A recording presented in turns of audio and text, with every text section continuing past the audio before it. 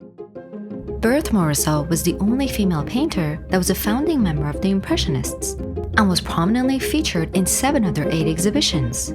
So why is it that we're all much less familiar with her works than any of the other Impressionists? Morisot was born into an upper-middle-class family and had many advantages.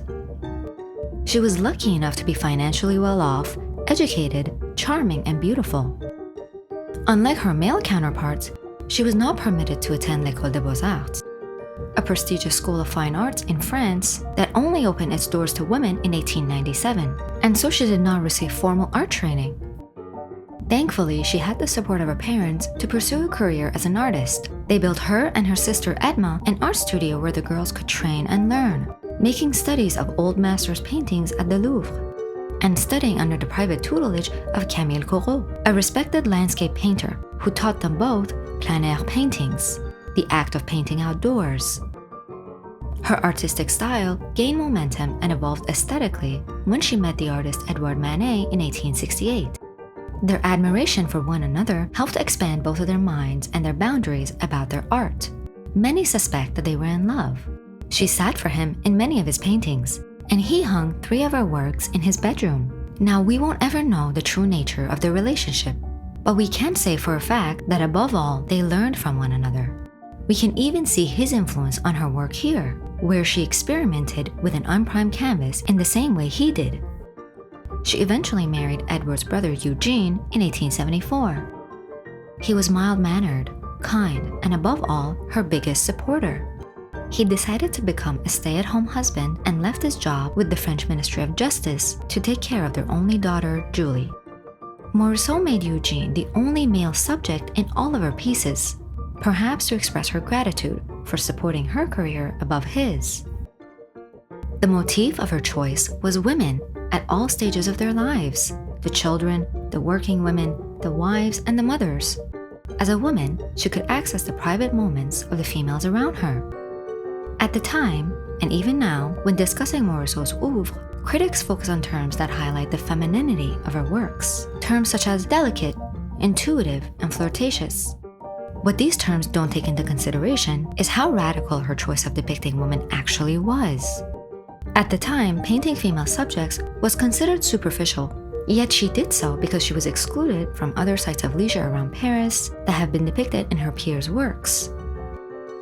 Due to the public's attitude towards women at the time, she couldn't paint outdoors without a male chaperone, as it was deemed improper. Even her choosing a career as an artist was frowned upon by general societal standards. So capturing interior scenes where women spend most of their time was what she was limited to, but how she did it was revolutionary. What she did, no one else could replicate. She depicted subjects through a distinctly female filter, a female gaze. She portrayed them as individuals with power and put them center stage. She never objectified them, as is commonly seen in other works of the same time period, but rather guides the viewer in seeing them how they want to be portrayed, to feel what they feel in the moments captured. Her works are all quite impressive, but I believe the painting that best exemplifies her individuality and skills as an artist is Women at Her Toilette, painted in 1875 to 1880. It is painted in the Impressionist style, an art movement where brushstrokes are short, broken, unblended, and loose, depicting spontaneity and barely conveying form. Here, Morisot captures the subtleties of what it's like to be a modern woman of the time.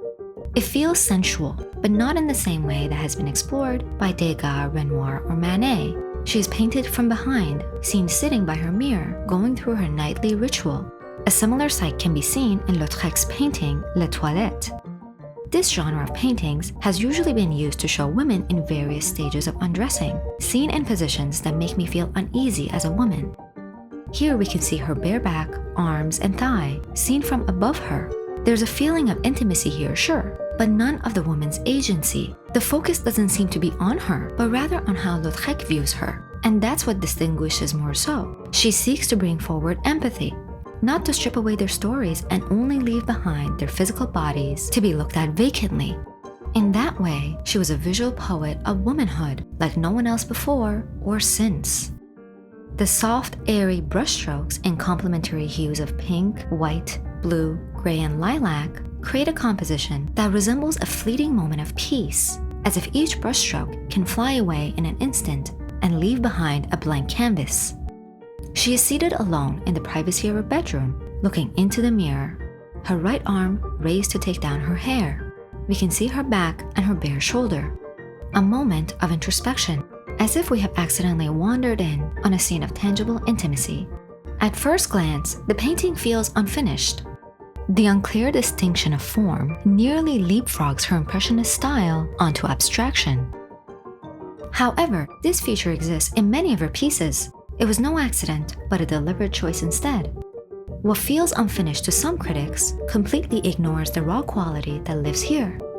Peter Schaudahl from The New Yorker said it best. Her paintings, indefinite at first glance, are hard to stop contemplating once you've started. It's as if she has truncated a process of picturing that we, as viewers, irresistibly see through to completion.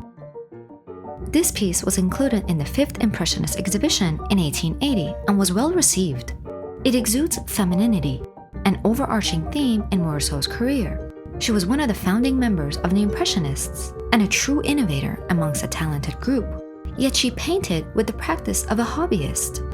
She didn't even have a room to call her studio and just painted in her closet so as to not disturb the decor of her bourgeois home. The dichotomy of her identity as an upper-middle-class woman and a painter was a tightrope that she treaded carefully all her life. It led her to devalue her own work. She actually destroyed many of her pieces that were created before 1869, nearly a decade's worth of work. Of the 850 pieces she produced during her lifetime, she only sold about 30 pieces before having passed away at the young age of 54 due to pneumonia. Today, Morisot is slowly emerging from the group of better-known artists, even those who are lesser skilled. But it's important to note that our appreciation should not stop at retroactively celebrating her, but instead re-examining the history of modern art through the perspective of women, done so brilliantly in Morisot's work. In 2018, the Barnes Foundation in Philadelphia held the first US retrospective devoted to Berthe Morisot, subtitled Woman Impressionist.